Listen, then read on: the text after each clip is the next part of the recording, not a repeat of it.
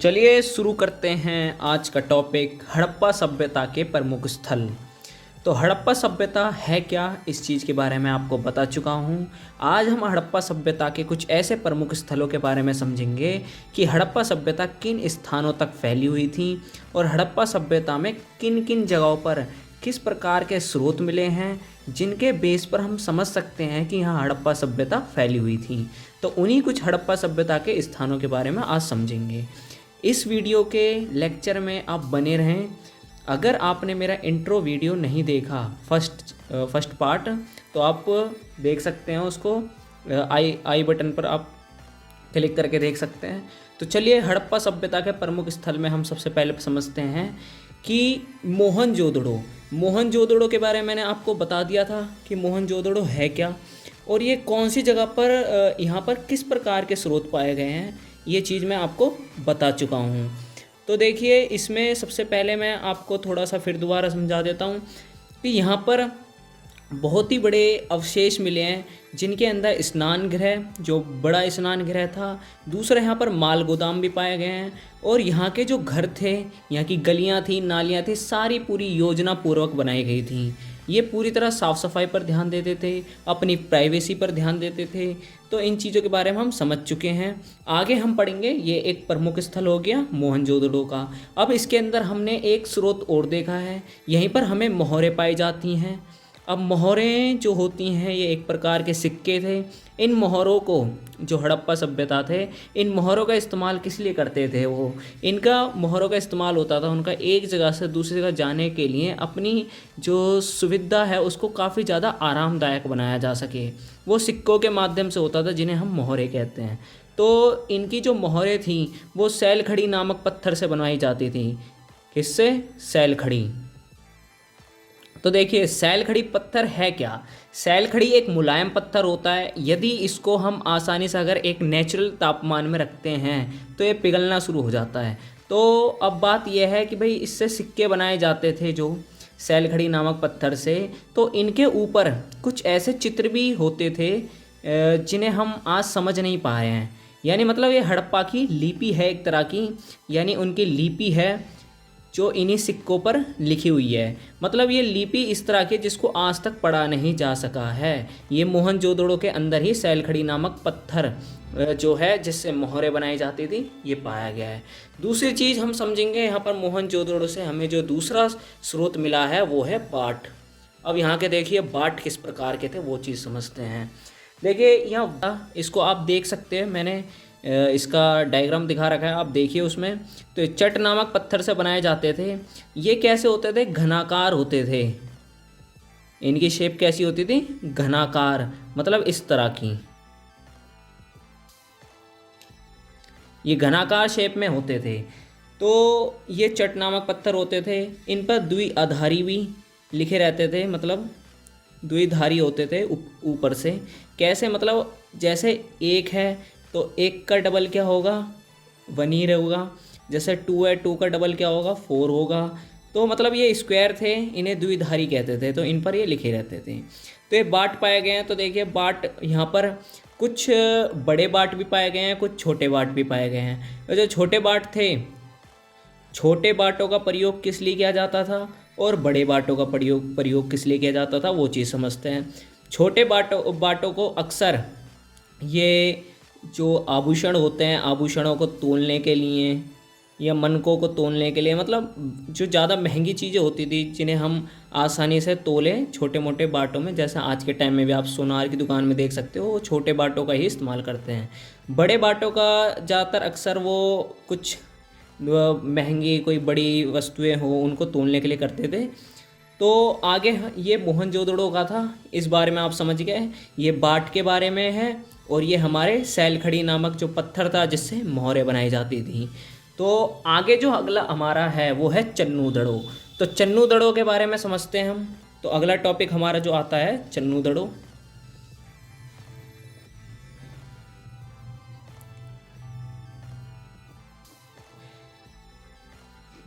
चन्नूदड़ो, आपको वीडियो पसंद आ रही है तो लाइक करें, सब्सक्राइब करें। तो आगे देखिए, आगे हम समझते हैं चन्नूदड़ो। तो चन्नूदड़ो ये भी देखिए इन सारे जो इतने भी स्थल हैं मैं इनके मैप के अंदर अभी आपको लास्ट में मैप के अंदर सारे बताऊंगा, इसलिए आप वीडियो को अंत तक ज़रूर देखें। लास्ट में हम इनके मैप के बारे में समझेंगे कि मैप के अंदर इंडिया के मैप में ये कहाँ कहाँ पर है। तो देखिए पहला आता हमारा चन्नू दड़ो, जो दूसरा है हमारा। अब चन्नू दड़ो में देखो मनकों के स्रोत पाए गए हैं। अब भाई मनके क्या होते हैं, ये मनके बनाए जाते हैं, जैसे आपने देखा होगा कि भाई जो शिल्प उत्पादन होते हैं यानी शिल्पकार होते हैं, जैसे कि इन्हें हम कुम्हार भी कह सकते हैं,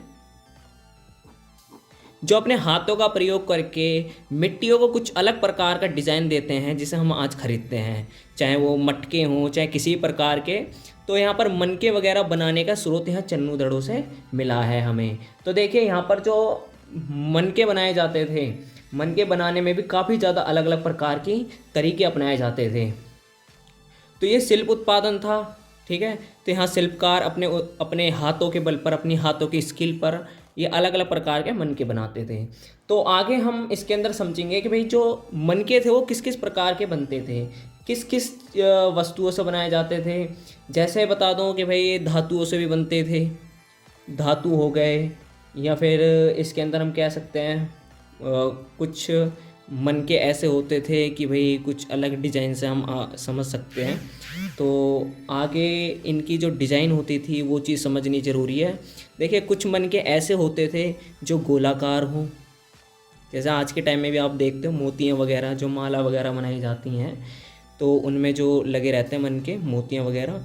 तो देखिए गोलाकार, फिर इसमें बेलनाकार, इस तरह के आप देख सकते हुए पाए गए हैं यहाँ पर। देखो गोलाकार गोल होता है, बेलनाकार कुछ ऐसी शेप होगी हल्की सी, ठीक है। तो ये बेलनाकार देखे गए हैं, और कुछ ऐसे भी हैं वहाँ पर जो अलग अलग प्रकार के शेपों में पाए गए हैं। तो ये चन्नू दड़ो हो गया। तो चन्नू दड़ो का आप याद रखना।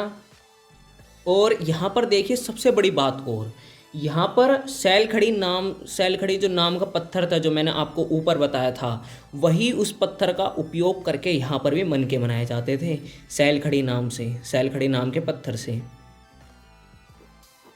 तो ये पत्थर मैंने आपको बता दिया ये काफ़ी मुलायम होता है। इसको क्या करते थे वो, इसका एक तरीके से पूरा चूर बनाकर यानी इसको पीस कर इसको सांचे में डालते थे, सांचे में डाला जाता था इसे, और उस तरीके से मनके को अलग अलग डिज़ाइन देते थे। तो ये हमारी चन्नू दड़ों की बात हो गई। आगे हम समझते हैं अगला,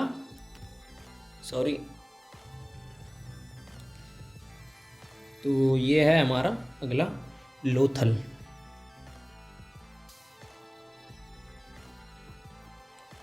तो देखिए लोथल में आपको बता दूं, जो लोथल था वो एक ऐसा क्षेत्र था जहां पर केवल चावल के साक्ष्य मिले हैं। देखिए चावल के बारे में बताया जाता है कि हड़प्पा सभ्यता के अंदर कि किसी भी जगह पर चावल के साक्ष्य नहीं मिले, केवल जो है लोथल में ही मिले हैं। क्योंकि चावल के जो स्रोत मिले हैं ना बहुत ही कम मिले हैं, इसलिए हम केवल कह सकते हैं वो चावल का उपयोग जो करते थे बहुत ही सीमित मात्रा में करते थे।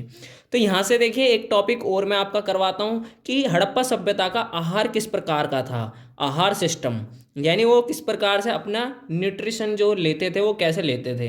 देखिए पहली चीज़, वैसे तो इनका नॉर्मली जो इनका खाना था वो पेड़ पौधों से प्राप्त करते थे, नॉर्मली पेड़ पौधों से।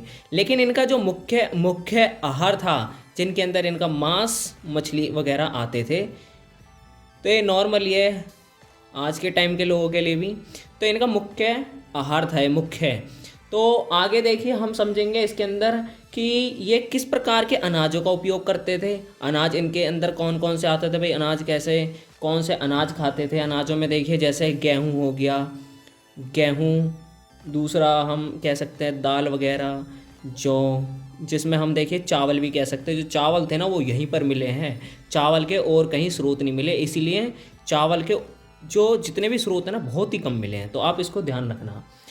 तो आगे इसके अंदर हम समझेंगे कि दूसरा ये मांस किस किस का खाते थे। देखिए मांस वैसे इनके जो पालतू पशु थे, पालतू पशु आपको बताया नहीं है, देखिए समझिए पालतू पशु इनके अंदर कौन कौन से थे। भेड़ थी, बकरी, भैंस और सूअर भी थे, तो ये इनके पालतू जानवर थे, इन्हों से ही ये अपना आहार प्राप्त करते थे, मतलब भोजन प्राप्त करते थे। अब देखिए इनको किस तरीके से, जैसे इनका दूध वगैरह हो गया, उनका इस्तेमाल करते थे अपने आहार के लिए। दूसरा देखिए इनके जंगली जानवर थे, माना जाता है कि जंगली जानवरों का भी ये शिकार कर कर खाते थे। लेकिन देखिए इसमें हम कह नहीं सकते, क्योंकि जंगली जानवरों की जो हड्डियां मिली हैं वो पूरी तरीके से इस बात के साक्ष्य नहीं है इस चीज़ के कि भाई वो हड्डियां जो पाई गई हैं वो हड़प्पा वाले लोगों ने ही खाई हैं या किसी बड़ी जानवर के द्वारा खाकर उन्हें छोड़ दी गई हैं। तो इसलिए हम इसको पूरी तरह से विश्वसनीय नहीं मान सकते। तो आगे इनका मांस का आहार इस प्रकार का था। देखिए जिनमें जंगली जानवर, इनके अंदर घड़ियाल और ये आता है हिरण। तो आप ये समझ गए। आगे जो अगला आता है हमारा वो है कालीबंगा। देखिए कालीबंगन पढ़ सकते हैं ऐसे, कालीबंगा। तो आप कुछ भी पढ़ो। तो देखो कालीबंगन से हमें क्या प्राप्त होता है। देखिए पहले तो कालीबंगन का अर्थ समझ लेते हैं, अजीब सा नाम है। तो कालीबंगन, देखिए इसका मतलब होता है काली चूड़ियाँ, काले रंग की चूड़ियाँ। अब भाई काले रंग की चूड़ियाँ कौन पहनेगा भाई। तो काले रंग की चूड़ियाँ इसका अर्थ था। तो आप इसके अर्थ पर जाइए। तो काले रंग की चूड़ियों का इसका अर्थ था। देखिए यहाँ पर वैसे बता दूं कि कालीबंगन के अंदर ज़्यादातर यहाँ पर हमें कच्ची ईंटों के प्रयोग के साक्ष्य मिले हैं। मतलब आप समझ रहे हो, मैंने आपको बताया था कि हर जगह पर जो ईंटें बनाई गई थी, ईंटें, अगर आपने मेरी पहली वीडियो नहीं देखी तो उसे ज़रूर देखें। उसके अंदर मैंने बताया ईंटें जो थी उनकी कैसे बनाई जाती थी। तो जो ईंटें थी उनकी, वो मैंने आपको समझा रखा है कि पक्की ईंटें होती थी, पका कर बनाई जाती थी। और देखिए सिर्फ कालीबंगन ही एक ऐसी जगह थी जहाँ पर कच्ची ईंटें पाई गई हैं, कच्ची ईंटों के मकान पाए गए हैं। यहाँ पर इनका प्रयोग करते थे कच्ची ईंटों का। ये कालीबंगन में पाया गया है। आगे देखिए यहाँ पर हमें एक पदार्थ और पाया जाता है। पदार्थ नहीं, मतलब इसको हम बर्तन कह सकते हैं। यहाँ बर्तन किस प्रकार के पाए गए हैं वो चीज़ समझिए। यहाँ बर्तन पाए जाते थे, फ्यूंस नामक एक पदार्थ से बनाए जाते थे। और फ्यूंस क्या होता है वो चीज़ समझते हैं। देखिए अब फ्यूंस क्या होता है, इसमें घिसी रेत मतलब बालू जिसे हम कहते हैं, घिसी हुई रेत, और इसके अंदर यूज़ किया जाता था चिपचिपा पदार्थ। कोई भी चिपचिपा पदार्थ ये इस्तेमाल करते थे, चिपचिपा पदार्थ। तीसरा इसमें रंग मिलाया जाता था। इन सबको मिलाकर पकाया जाता था। तो आपको समझ आ रहा होगा, इन सबको मिलाकर पकाया जाता था। और पकाने के बाद ये किस प्रकार के फ्यूंस नामक बर्तन बनते थे, मतलब इन्हें हम पात्र भी कह सकते हैं। ये फ्यूंस नामक पात्र होते थे। तो आप ध्यान रखना, एग्ज़ाम के अंदर भी आता है, ज़्यादातर अक्सर आता रहता है। तो फ्यूंस नामक ये पात्र थे, ठीक है। इन्हें बनाना काफ़ी ज़्यादा कठिन था, काफ़ी ज़्यादा मेहनत का काम था। इसलिए फ्यूंस के नामक ये बर्तन हैं, ये केवल अमीर लोगों के पास ही पाए गए हैं। मतलब ये पता कैसे चला है कि फ्यूंस कहाँ पाए गए हैं। देखिए अगर हड़प्पा सभ्यता के अंदर किसी की मृत्यु होती है तो वहाँ पर अगर कोई मर जाता है, कोई बड़ा होगा या रिच फैमिली से होगा या अमीर होगा, तो उसके साथ ये फ्यूंस भी रखे जाते थे। तो मतलब यहाँ से समझ सकते हैं कि उनकी जो स्थिति थी वो काफ़ी ज़्यादा समाज के अंदर मजबूत थे। किसी के साथ नॉर्मल बर्तन पाए जाते हैं जिसको हम कह सकते हैं कि भाई इनकी समाज में स्थिति कमज़ोर थी। तो ये फ्यूंस होते हैं। तो आप समझ गए होंगे। आगे हम पढ़ेंगे बनावली।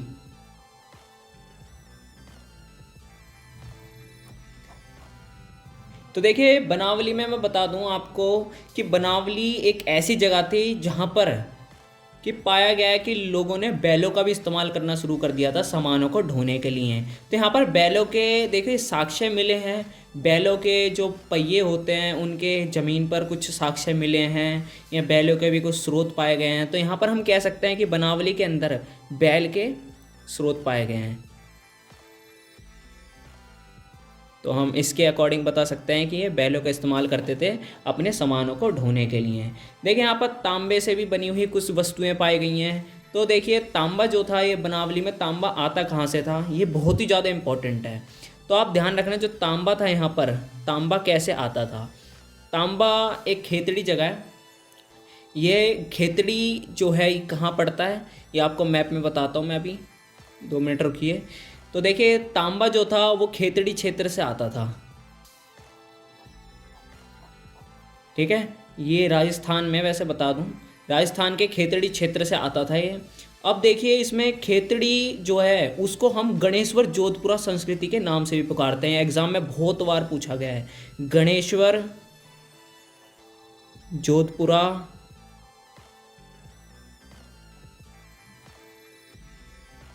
संस्कृति। तो आप ध्यान रखना, गणेश्वर जोधपुरा संस्कृति के नाम से भी जाना जाता है किसको, खेतड़ी को। खेतड़ी कहाँ पर है, राजस्थान में। यहीं से तांबा प्राप्त किया जाता था। तो आप बनावली का समझ गए होंगे। तो आगे हम पढ़ते हैं कोट दीजी। देखिए वीडियो काफ़ी बड़ी हो जाती है, मैं एक बार लिख देता हूँ सारे जल्दी से। तो देखिए कोट दीजी के बारे में समझते हैं हम। तो कोट दीजी के अंदर हमें मातृ देवी के, इनकी जो माता थी, इनके जिन्हें पूजा जाता था, उनके मातृ देवी के साक्ष्य मिले हैं यहाँ से। तो देखिए मातृ देवी के साक्ष्य मिले हैं, इनकी मूर्तियाँ। तो देखिए इसमें है तो काफ़ी, हड़प्पा के कुछ प्रमुख स्थल हैं, काफ़ी हैं, लेकिन हम जो 12th में है हमारे, उन्हीं को हम समझेंगे, ठीक है। और इनमें से जो ज़्यादातर एग्ज़ाम में मैप के अंदर पूछते हैं, मतलब मानचित्र के अंदर जो आते हैं ज़्यादातर, उनको मैं मैप के अंदर आपको साथ साथ में समझा दूंगा। अभी मैं समझाता हूँ कुछ देर में। तो देखिए रोपण, तो रोपण जो है इस जगह पर कुल्हाड़ियाँ पाई गई हैं, क्योंकि आपको फिर बाद में दिक्कत होगी कि भाई इन जगह पर क्या मिला है, तो इसलिए मैंने आपको ये बता दिया साथ साथ में। यहाँ पर कुल्हाड़ियाँ पाई गई हैं, तांबे की कुल्हाड़ियाँ। आगे आता है धोलावीरा। तो देखिए धोलावीरा जो जगह है, यहाँ से सिंधु घाटी की लिपि पाई गई है। मतलब देखिए यहाँ पर इमारतें जो थी, कि बड़ी बड़ी इमारतें हैं, तो इमारतों के अवशेष मिले हैं, और साथ में यहाँ पर लिपि के भी साक्ष्य मिले हैं। देखिए एग्जाम में भी आता है हड़प्पा की लिपि कैसी थी। देखिए हड़प्पा की लिपि मैं बता दूं, ये पूरी तरीके से चित्रों पर आधारित थी। किस पर, चित्रों पर आधारित थी, चित्रों पर। और दूसरी चीज़, इसमें कोई भी वर्णमाला का इस्तेमाल नहीं किया गया था। वर्णमाला जैसे हमारी आ से अनार का कबूतर हो गए, इन वर्णमालाओं का कोई इस्तेमाल नहीं था, उसमें केवल चित्रों का ही इस्तेमाल किया गया था। ये बात ध्यान रखना, मतलब ये वर्णमालीय ना होकर पूरी तरह से चित्रों पर आधारित थी। दूसरी चीज़, यहाँ पर कम से कम चित्र जो हैं, चित्रों के साक्ष्य मिले हैं, वो 375 से 400 के आसपास मिले हैं। आप ध्यान रखना, 375 से 400 के आसपास ये साक्ष्य मिले हैं, और इनको आज तक पढ़ा नहीं गया है। यदि इनको पढ़ लेते हैं तो हम हड़प्पा के बारे में कुछ रहस्यमयी बातों को भी जान सकते हैं। तो इन्हीं चित्रों के आधार पर हम थोड़ा बहुत हड़प्पा को समझते हैं। तो देखिए 375 से 400 के आसपास चिन्ह मिले हैं, 375 से 400, और हर एक चिन्ह में कुछ ना कुछ अलग ही वो इंडिकेट करता है, कुछ अलग दर्शाता है, जिसको समझना काफ़ी ज़्यादा मुश्किल है। तो 375 से 400 के आसपास। तो आगे हम समझेंगे कि लिखते कैसे थे। देखिए ये दाएं से बाएं लिखते थे, मतलब जैसे हम उर्दू लिखते हैं दाएं से बाएं लिखी जाती थी ये। तो ध्यान रखना आप, दाएं से बाएं लिखी जाती थी ये। दाएं से बाएं जैसे, देखिए दाएं हमारा ये हो गया, यहाँ से ऐसे जाते थे। और ऐसा पता कैसे चला भाई, ये भी बात है। इसका पता ऐसे चलता है, देखिए जब आप लिखते हैं तो कभी कभार क्या होता है, हम शुरू में तो काफ़ी अच्छा लिखते हैं, थोड़े बड़े बड़े डिजिट लिखते हैं, बड़े बड़े हम शब्दों को लिखते हैं, तो आगे क्या होता है वो धीरे धीरे छोटे बन जाते हैं। तो मतलब यहाँ के इनों के शुरू में बड़े होते थे, फिर पीछे जाते जाते वो छोटे छोटे होते चले जाते थे। यहाँ से हम समझ सकते हैं कि इनकी लिपि जो थी वो दाएँ से बाएँ लिखी जाती थी। अब आगे हम पढ़ते हैं इसके अंदर राखी गढ़ी के बारे में। देखिए राखी गढ़ी, ध्यान रखना, दूसरा हड़प्पा का सबसे बड़ा स्थल, दूसरा हड़प्पा का सबसे बड़ा स्थल है ये, ठीक है, बड़ा। तो आप ध्यान रखना, ये कंफ्यूज मत होना, ये ऊपर का है। तो आगे देखिए, आगे जो है हमारा वो है आलमगीरपुर। आलमगीरपुर के अंदर ही हमें वो पाए गए हैं, यानी हड़प्पा सभ्यता जो थी उसका अंतिम चरण यही था, यानी अंतिम चरण के साक्ष्य यहीं पर ही मिले हैं। तो आप ये चीज़ याद रखना। और दूसरी चीज़, मिट्टी के बर्तन भी पाए गए हैं यहाँ पर। तो चलिए अब मैप को करते हैं। मैप के अंदर कुछ इम्पोर्टेंट बताऊंगा आपको। तो देखिए हड़प्पा के प्रमुख स्थलों का हम इसके अंदर करेंगे, ये भारत के मानचित्र में आप देख सकते हो। तो देखिए इसके अंदर अब कौन कौन से क्षेत्र थे जो हमने पढ़े थे, तो उसमें से देखिए 11 कुछ क्षेत्र हैं।